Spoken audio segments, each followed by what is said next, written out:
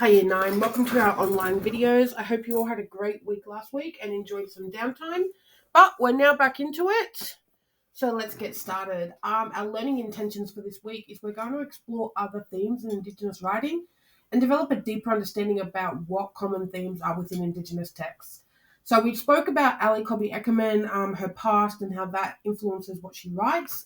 And so this week we're going to be looking at a similar idea about another Indigenous author and how his experience influences what he writes.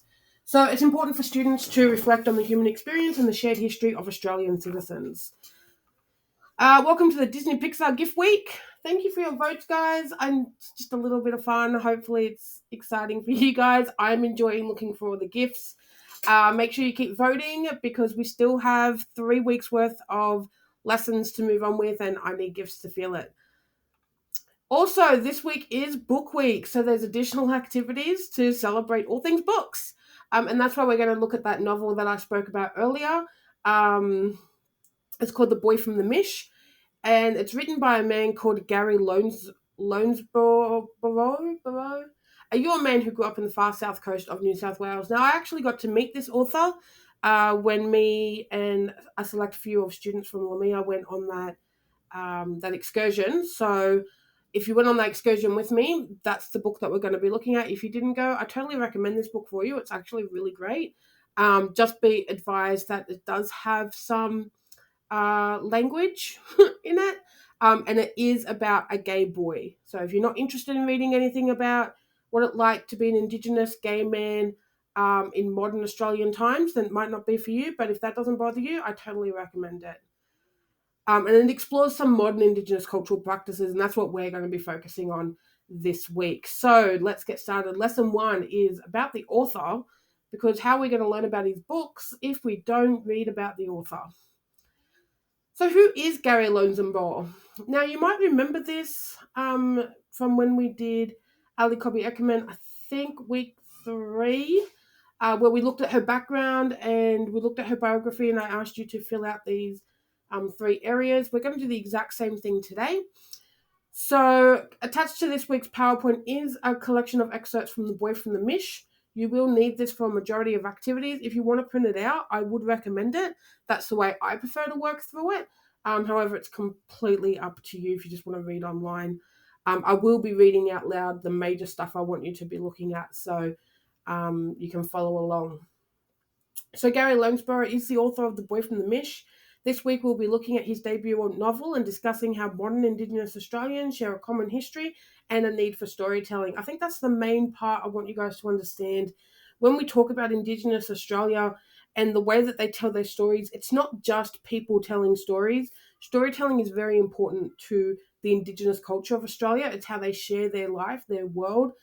They come from a time where there was no writing instruments. Everything was oral language, oral history, oral stories.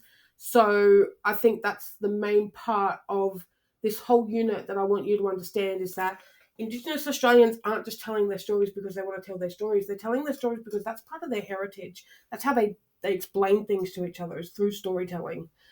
So while reading the information about the author, complete this table, like I said, similar to how we did for Ali Cobby Eckermann. Oh, it was week 3.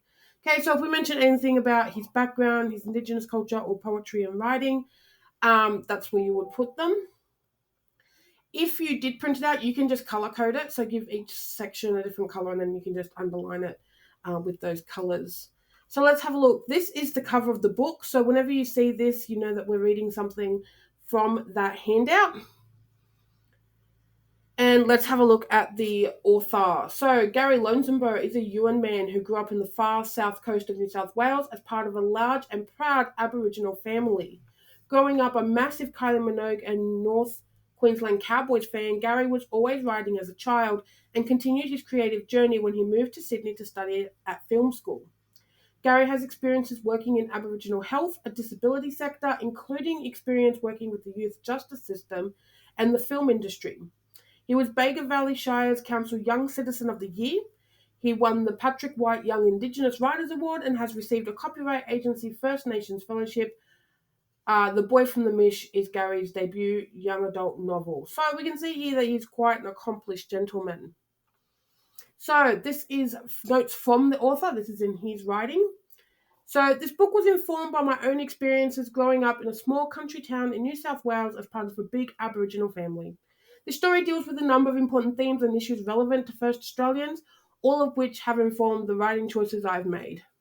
Racism is very prevalent towards First Nations people in Australian society. You just need to read the comment section of social media posts regarding any First Nation issues to see it, and therefore is prevalent in this book.